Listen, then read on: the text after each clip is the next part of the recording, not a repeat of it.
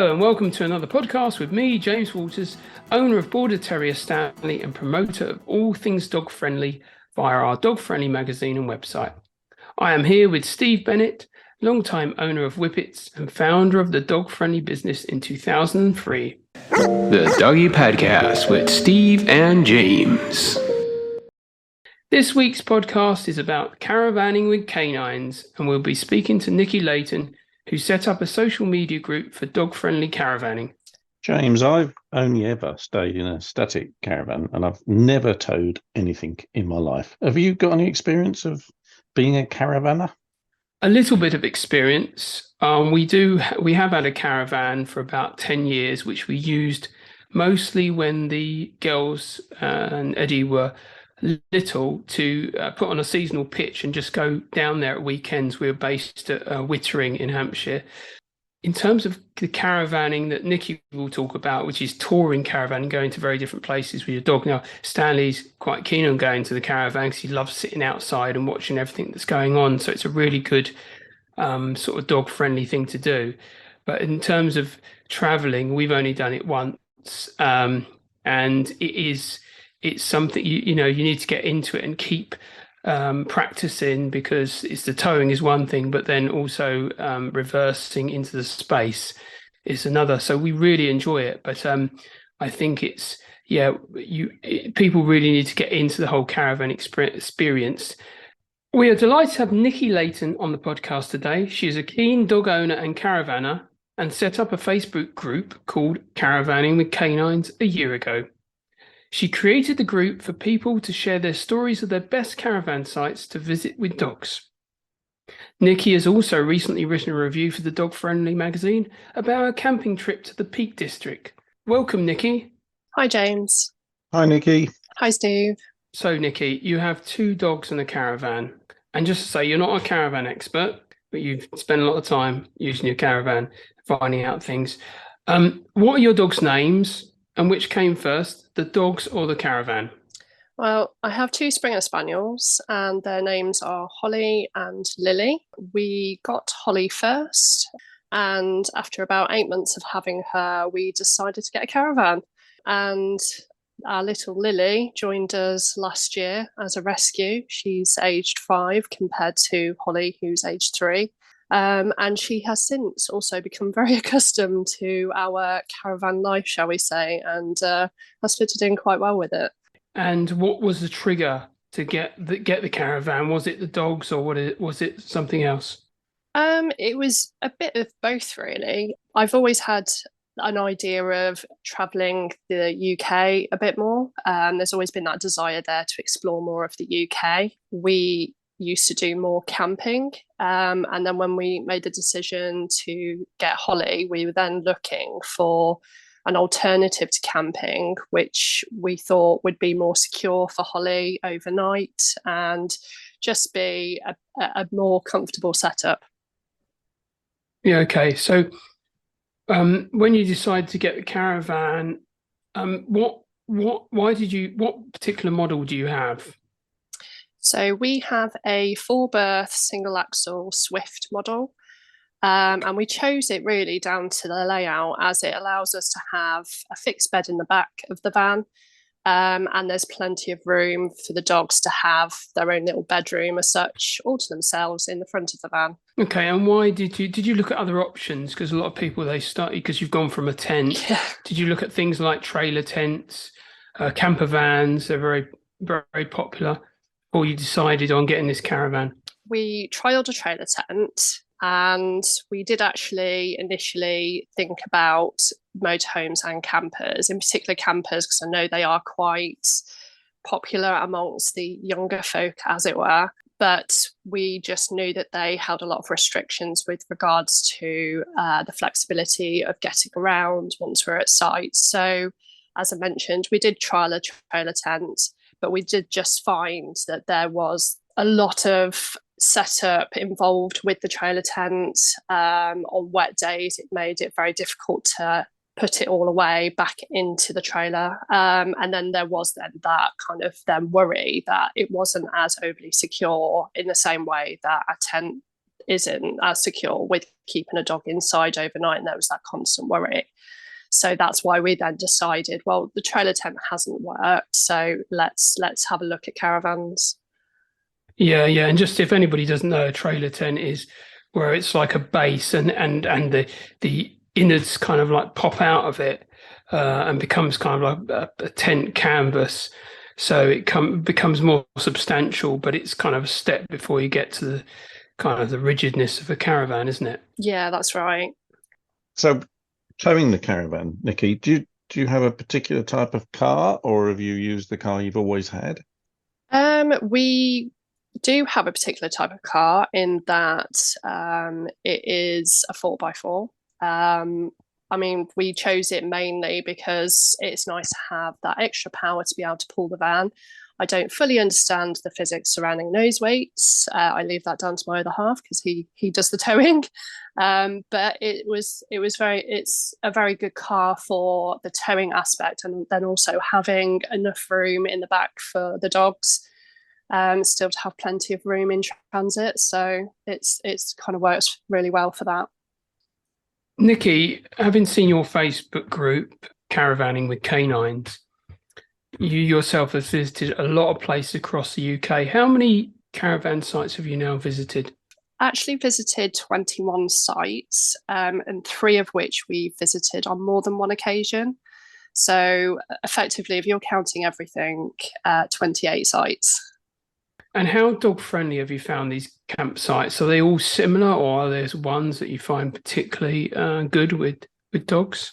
I would probably say there's a handful of sites that I would kind of class as being very pro dogs and very actively dog friendly, in that they usually have dog treats in their local shop, or any sort of anything that you would generally need for a dog. They usually have a dog shower. They either have an enclosed field or a designated dog walk around the site.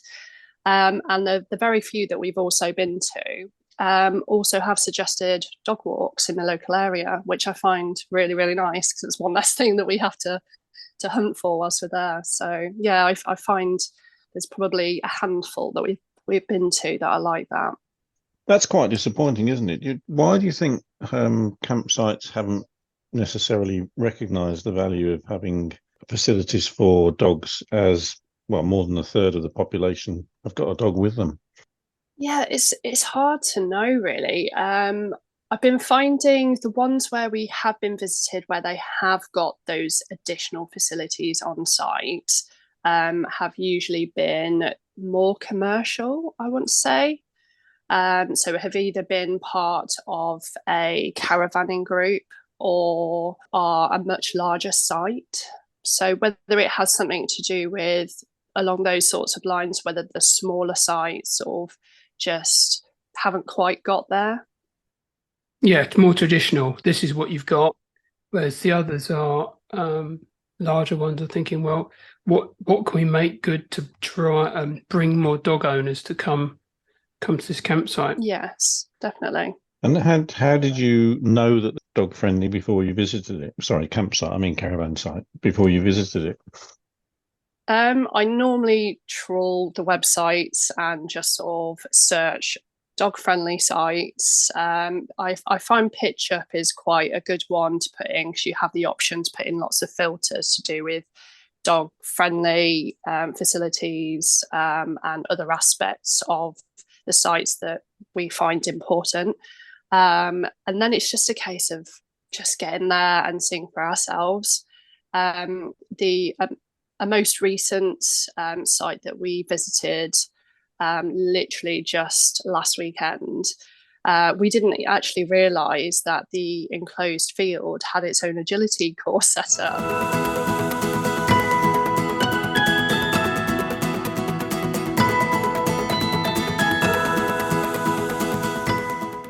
Nikki, have you used the dog-friendly website to find places for your caravan and your dogs? I haven't recently, but there's something that I want to look at more, as I've noticed you do actually have a lot more sites on there now. Initially, I did find that your magazines were more appealing to me, and I used your magazines from a point of the best walk sections or your favorite beaches or why visit a location, just to give me that inspiration to visit some of the sites that I've selected in the past. In particular, one of your issues back from last year, I believe, issue number 78, you had a section of your favourite beaches from East England. And that was a massive base for one of our trips. And we did a lot of the beach visits from that issue that were recommended. But no, I will definitely be using your website a lot more to have a look at other touring sites in the future, definitely. What's your favourite campsite? Do you have a favourite campsite? We do have a favourite campsite. It's one we visited twice. So as I mentioned, your favourite beaches from your issue 78 took us to Norfolk last year. And we have a campsite there that we use called Willowcroft. And the reason why we love it so much is the pitches are massive. They are fully serviced pitches as well. So we have everything plumbed straight into the caravan water waste. The owners are so friendly. They always want to come and chat to us. They always want to come and fuss the dogs. They're very pro dogs.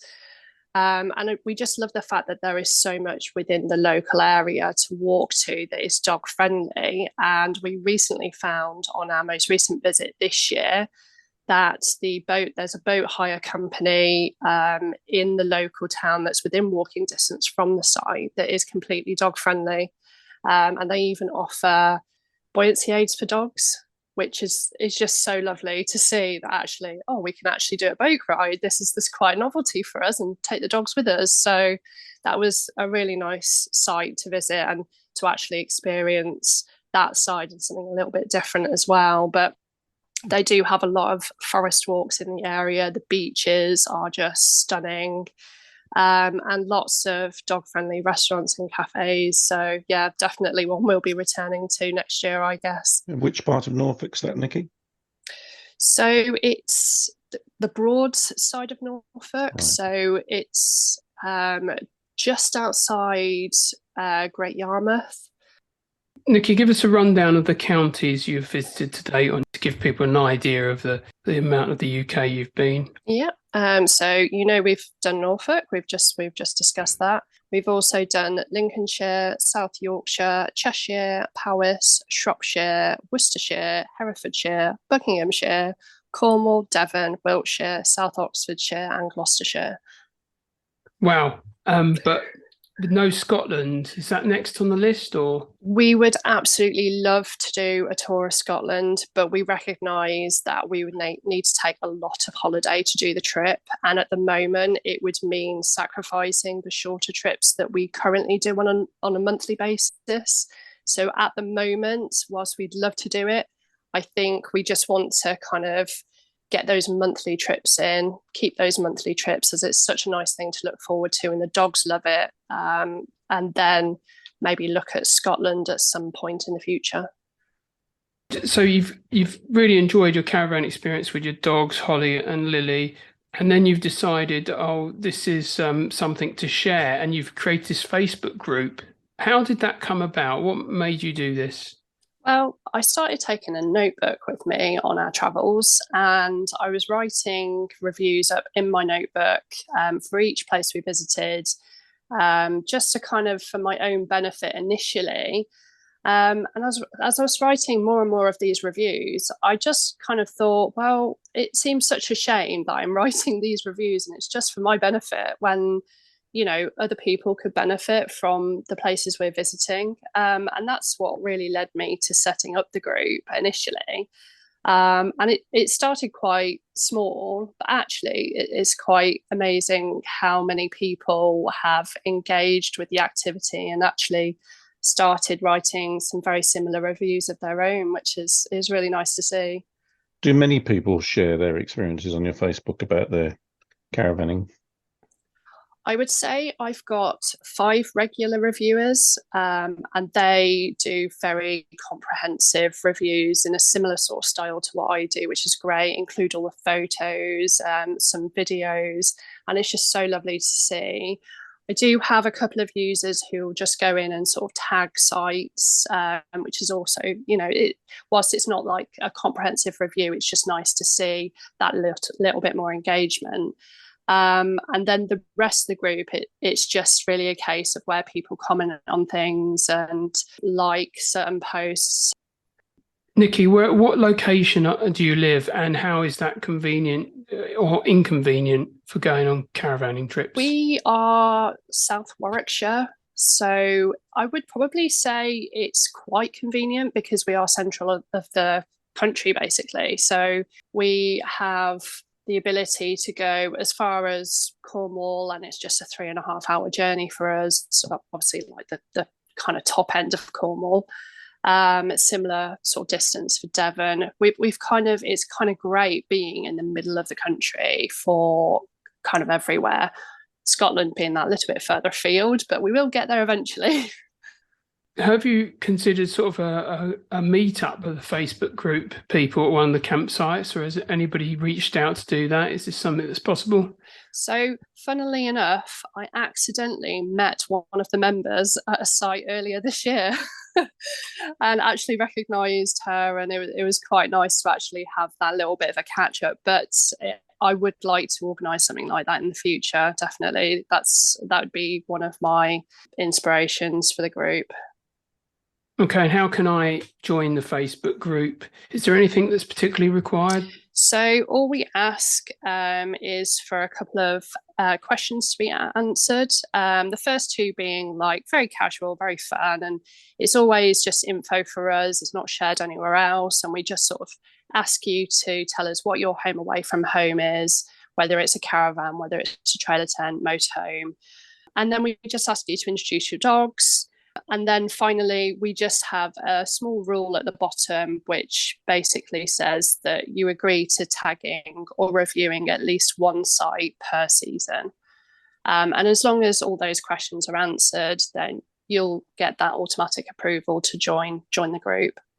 Okay, so very much a contributory community. You can't just go on it to just browse at what other people have said about campsites. Yeah, I mean, I like it to be fair on all my members. They're putting the time in to put the reviews on. It's nice to have that bit of back and forth with others as well. And we just don't want other users just benefiting from all of the reviews without kind of adding in a little themselves, just a small input themselves, just to kind of get that fairness and balance with contribution.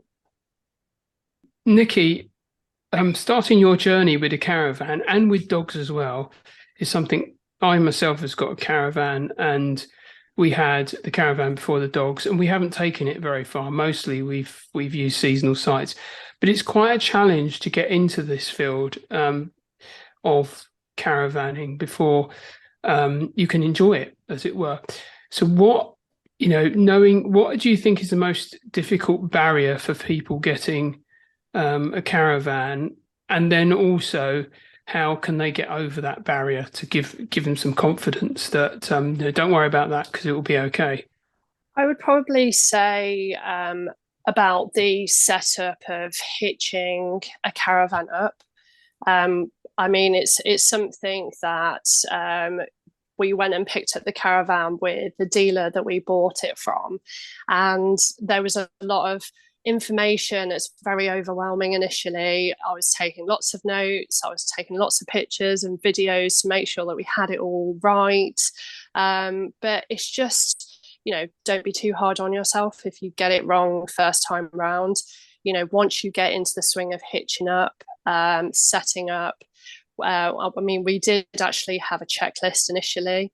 We've done it so many times now that it's all pretty much memory. But there are the odd occasions where we do occasionally miss something, and we're just like, oh, it's fine. Don't be too hard on yourself.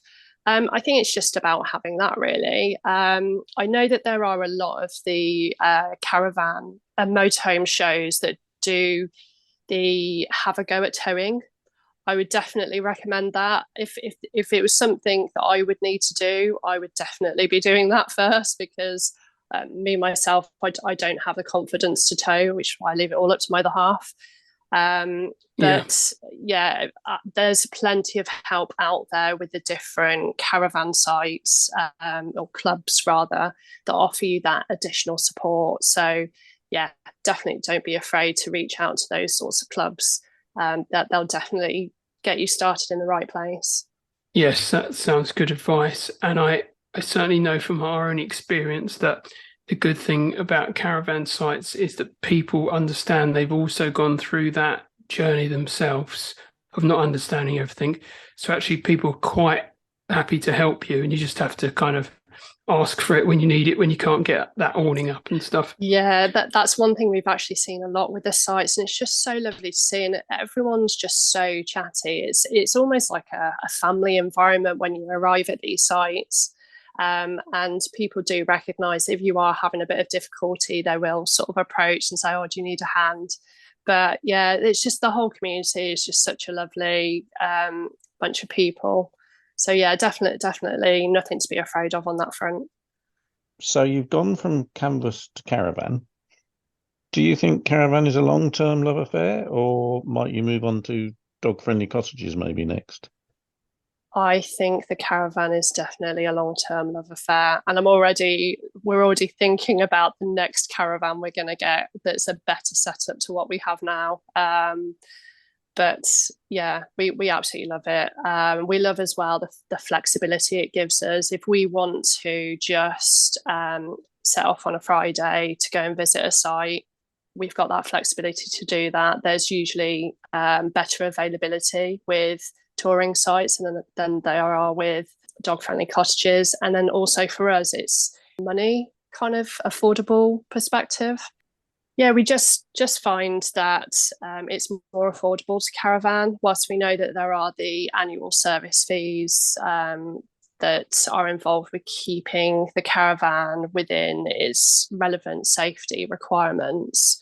It's still not as much as it would be hiring cottages on a monthly basis. So for us, it gives us that ability to visit more places because it's more affordable to do so. Thank you so much for coming on the podcast today, Nikki. We hope to see more of your reviews in the Dog Friendly magazine. I know the next one is going to be in our September magazine. And if you have a favourite dog friendly campsite, you can vote for them in the awards, which opened on the 1st of August and closes on the 13th of October. There's an award giving ceremony on the 21st November in London. Vote at dogfriendly.co.uk/awards. Thank you so much for coming on the podcast today, Nikki. Thank you. It's so nice meeting you both. Thanks, Nikki. Thank you. To find out more about everything dog friendly, visit our website www.dogfriendly.co.uk.